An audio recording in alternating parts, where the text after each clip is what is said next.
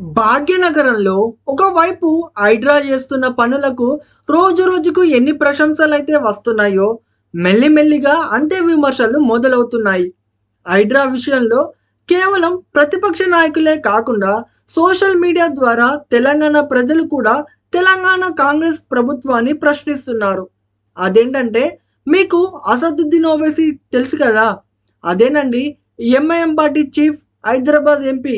ఆ ఆ అసదుద్దీన్ ఓవైసీ అక్కడే ఒక చెరువును సగానికి కబ్జా చేసి ఫాతిమా అనే ఒక కాలేజ్ కట్టిండట. సో ఇప్పుడు బీజేపీ నాయకుల దృష్టి ఆ చెరువును కబ్జా చేసి కట్టిన అసదుద్దీన్ ఓవైసీ యొక్క ఫాతిమా కాలేజీపై పడింది. నిజంగా హైడ్రాకు భాగ్యనగరంలోని చెరువులు, కుంటలను రక్షించడంపై చిత్తశుద్ధి ఉంటే కాంగ్రెస్ గవర్నమెంట్కు నిజంగానే హైడ్రాను తమ స్వార్థ రాజకీయ ప్రయోజనాల కోసం కాకుండా భాగ్యనగరాన్ని కబ్జాదారుల నుండి రక్షించాలనుకుంటే అసదుద్దీన్ ఓవైసీ చేసిన కబ్జాలపై కూడా హైడ్రా యాక్షన్ తీసుకోవాలని డిమాండ్ చేస్తున్నారు. ఇందులోని భాగంగా కొంపెల మాధవిలత కూడా ఒక ప్రెస్ మీట్ పెట్టి అసదుద్దీన్ ఓవైసీపై విరుచుకుపడింది.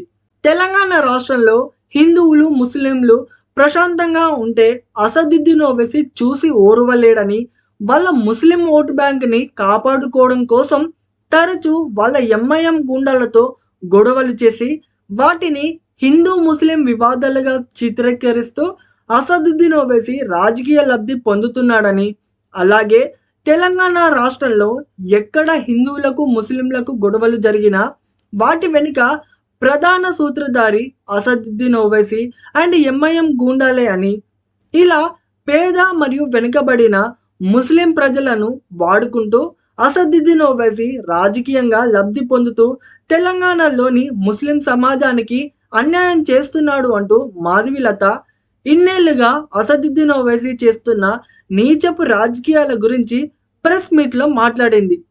ఒకవైపు హైడ్రా కబ్జాదారుల నుండి భాగ్యనగరాన్ని రక్షించాలని చూస్తుంటే, ఈ అసదుద్దీన్ ఓవైసీ, ఎంఐఎం గూండాలు హైడ్రా పనులకు ఆటంకాలు సృష్టిస్తున్నాయి.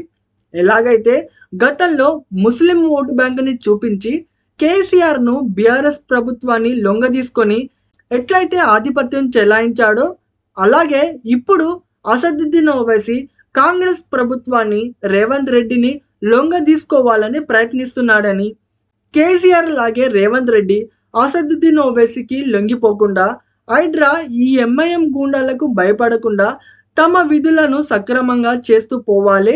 అలాగే అసదుద్దీన్ ఓవైసీ చెరువును కబ్జా చేసి కట్టిన ఫాతిమా కాలేజీతో పాటు ఇతరత్ర ఓవైసీ గుండాల కబ్జాలను నేలమట్టం చేయాలని ప్రెస్ మీట్లో మాధవిలత హైడ్రా అధికారులను కోరింది.